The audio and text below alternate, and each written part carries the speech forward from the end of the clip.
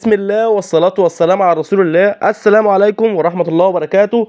ازيكم احلى شباب؟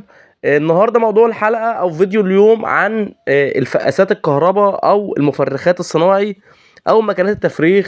تمام، كان حد من الاخوة المتابعين عندي كان بيسألني على النوع دوت من التفريغ او على الماكينة دي عامة، ودورها ايه في الحمام وفي مزارع الحمام، وهل ينفع هو يجيبها البيت ويشتغل بيها. فقدرت ارد عليه في التعليقات. فطبعا الكومنت في الكتابة غير الكلام. طبعا في الفيديو بقدر اشرح واخد حريتي واتكلم في الفنيات، يعني باستفاضة شوية. غير الكتابة بيبقى اللي قدامك مش فاهم برضه انت تقصد ايه. طيب علشان خاطر ما اطولش عليكم، وهقول لكم دلوقتي نظام المفرخات ايه، واسعارها، وايه نظامها، وايه هي انواعها، وفي نفس الوقت انا واحد من الناس يعني انصح بايه، وايه هي عيوبها في الاخر، وهقول لك في اخر الفيديو رأيي على النظام دوت. طيب على بركة الله نبدأ الحلقة. بص يا جماعة، هو نظام المفرخات علشان لو حد مش عارف، طبعا ناس كتير عارفاها. الناس كلها اللي ليها علاقة بالتربية أو بالفراخ والدواجن والبط والوز والنعام والكلام ده، أكيد الناس دي كلها عارفاها واتعاملت معاها أو شافتها حتى في فيديوهات هنا أو هنا. طيب الناس اللي مش عارفاها دي يا جماعة بتبقى مكنة صغيرة كده بالبلدي كده، عاملة زي الميكروويف اللي هو موجود في بيتنا وفي بيت أي حد. تمام، أو عاملة زي الفرن بتاع البوتاجاز عندنا. ده باختصار كده، ده يكون شكلها بيكون فيها ترموستات حرارة ورطوبة وشوية أجهزة ومراوح كده وشغل بقى إيه، عشان توزع درجات الحرارة والرطوبة والتهوية. فيها يعني إيه فنيات كده وتركات. طيب دي يا جماعة باستخدامها إيه؟ دي بنجمع فيها البيض وندخله فيها. دي بديل يا جماعة. شفت كده البطاية لما بتيجي ترقد على البيض، أو الفرخة أو الوز لما بيجي يرقد على البيض، فهو ده البديل. إن أنت بتاخد البيض وتدخله جوه المفرغ دوت، وبتظبط الحراره بتاعته على حسب انت مدخل جواه بيض ايه. طبعا بيض الرومي غير بيض البط، غير بيض الفراخ، غير بيض السمان وبيض الحمام. طيب عشان خاطر برضو ما نتكلمش كتير في كلام مش في اطار الحلقه، خلينا نتكلم في الحمامتين اللي احنا هنتكلم فيهم او في موضوع الحمام. في يا جماعه نوعين من التربيه او نوعين من طريق الانتاج البيض في المفرخات. انت طبعا قلنا بتحط الحصويتين وبتظبطها بالسبب بعد 18 يوم، وبتطلع لك الحمام الزغاليل بتاعنا. طيب في ناس بتعمل بتاخد الحمام دوت والاهالي نفسها اللي تاكله، انت كمربي اللي بتاكل الحمام. وفي نوع تاني الناس بتروح واخد الحمام الصغير بتروح مرجعاه تاني تحت الاهالي. تمام، وهقول لكم النوع ده والنوع دوت. طبعا احنا بنجمع الحصويتين من تحت الاهالي، بندخلهم المفرخ. طبعا بنجمع البيض عندنا كله. طبعا هو في البدايه لازم يكون عندك كميه حمام كبيره علشان خاطر تجيب مفرخ بخمس ست سبع 10 آلاف جنيه، على حسب طبعا انواعه وعلى حسب استخداماته وعلى حسب الكميه. في مفرخ 200 بيضه، في 500 بيضه، في 700 بيضه، في 1000 بيضه.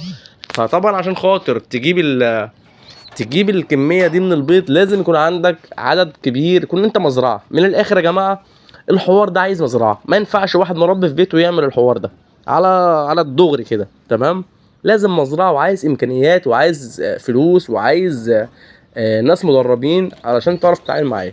طيب انت كده بتجمع البيض وبتدخله المفرخ. تمام، وبتستنى عليه 18 يوم. فانت لما بتجمع الحصوات من تحت الاهالي بتجيب بيض بلاستيك وبنحطه تحت الحمام، ويفضل الحمام راقد على الحصويتين. تمام، وطبعا لما بنستنى 18 يوم بنرجع نسحب البيض البلاستيك، نشيله وندخل تحت الاهالي الزغاليل بتاعتها تاني. تمام. طيب واحد يقول لي انت كده استفدت ايه؟ انا برضو شلت البيض، حطيت بيض بلاستيك ورجعته تاني تحت الاهالي، وكده كده الاهالي هي اللي بتاكل الحمام. طب انا استفدت ايه؟ انا هقول لك برضو ايه مميزاتها. اول حاجه ان انت بيبقى ساعات عندك حمام مش حنين. في حمام بيسقع البيض، في حمام بيكسر البيض بتاعه، في حمام بيخلي البيض يكبس، بيبقى في مثلا مشاكل ممكن البيض يتلوث بالزرع، بتعمل انتقال الامراض. انما المفرخ يا جماعه بيبقى مكان متعقم، مكان نظيف، بيكون في تجانس في توزيع درجات الحراره والرطوبه والتقليب والتهويه. فبيطلع لك الزغلولين او كميه الزغاليل تطلع كلها بعمر واحد بحجم واحد بصحه كلها جيده. تمام. وبتمنع مشكله موت الاجنه، يعني ساعات بيبقى في موت اجنه في تحت الاهالي، ممكن الاهالي تطير، ممكن الاهالي بتقوم تاكل ترجع البيض يسقع مش عارف ايه، في اهالي تتخانق ذكر يكسر البيض، فدي كلها مشاكل كتيره. انما المفرخ انت بتحطه وتقفل عليه وتسيبه، فالبيضه بتلاقيها يعني بتلاقيها زغلوله، الا اذا كانت بقى البيضه نفسها فيها مشكله، يعني بيبقى الذكر البيضه مش مخصبه، البيضه رايقه. تمام. دي بالنسبه مميزات المفرخ. تمام. طيب انا دلوقتي ارجع الحمام تاني، ارجع الزغاليل تحت الحمام. ممكن ارجع بدل ما احط تحت كل جوز زغلولين، ممكن احط 3 زغاليل، يعني مفيش مشكله. تمام. يبقى انا كده زي ما قلت لحضراتكم دي اول طريقه. طيب في طريقه تانية، ان انت اللي تاكل الحمام بتاعك، بمعنى ان انت تشيل الحصوتين من تحت الاهالي وخلاص، تسيب الاهالي تجمع عش جديد، بعد اسبوع بعد 10 ايام بيبداوا يحصوا تاني، وتاخد الحصوات تدخلها المفرخ عندك، وبعد ما بيفقس انت بتهتم بيه. بس دي فيها مشكله كبيره، ان انت بتحتاج مكان نفس درجه الحراره بتاعه الحضان. بمعنى ان يا جماعه الحمام بيختلف عن الفراخ وعن البط وعن الوز، ان هو بيحتاج بعد ما بيفقس بيحتاج حد ياكله، بيحتاج حد يدفيه، على عكس الكتاكيت والبط اول ما بيفقس خلاص بياكل هو لوحده. انما الحمام عايز حد ياكله، الحمام والبغبغانات والعصافير الحاجات دي كلها لازم حد ياكلها، فانت لازم توفر له الميكس بتاعه المناسب. وخلي بالكم الموضوع ده الميكس غالي، خصوصا لو انت عندك كميه وعندك مزرعه وعندك كميه، فدي مشكله محتاجه ناس عمال او ناس مدربين عندك. تمام. وناس فاهمه بتعمل ايه، محتاجة مكان، ومحتاجة مكان كبير، ومحتاجة إمكانيات، ومحتاجة فلوس. فطبعا يا جماعة يعني أنا برضو بنصح الكلام ده لو يتعمل في الحمام الغالي جدا، يعني في السلالات اللي هي تستاهل التكلفة بتاعتها علشان تغطي التكاليف، يعني الربح بتاعها يغطي التكاليف. ما تجيش عند حمام لاحم فرنسي مثلا، او اي حمام من المتوسط او الشعبي او الحمام حتى الحمام العادي، وتقول لي هجيب مفرخ واعمل والكلام دوت. انا شايف ان هي ملهاش لازمه، يعني هي تكلفه عليك على الفاضي.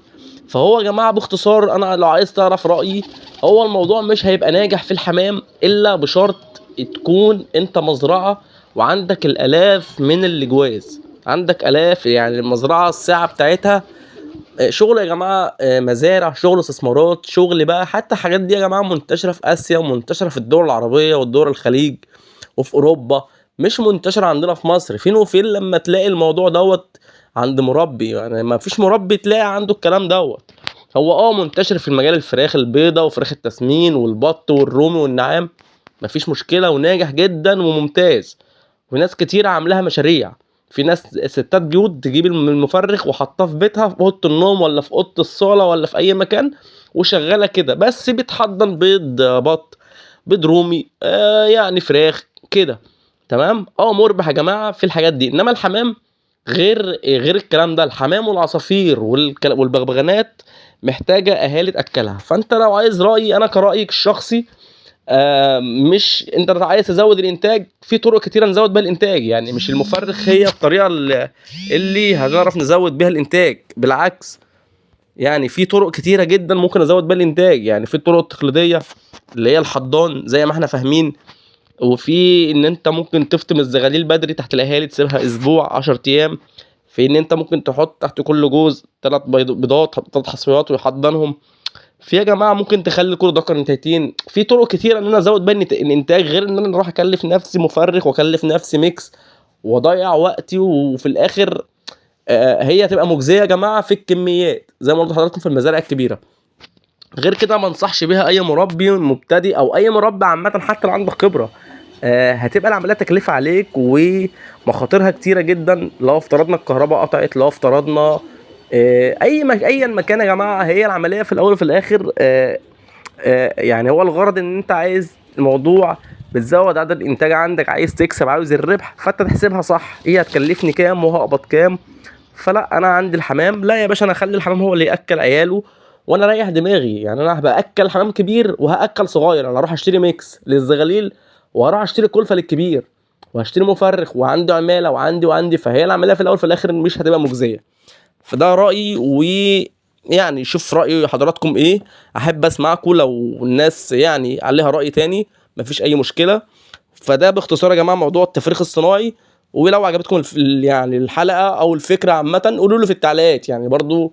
وممكن برضو الدنيا بتتغير، يعني ممكن دلوقتي غير بكره غير بعده، فالزمن بيتغير، وحاجه زمان غير حاجه دلوقتي غير حاجه اللي جايه، الله اعلم. فيعني بتمنى لكم رب الخير كله. ولو في اي حاجه في التعليقات، اي سؤال، اي اي مشكله مع يعني سيبوها لي في التعليق تحت، وانا ان شاء الله ارد عليها. والسلام عليكم ورحمه الله وبركاته.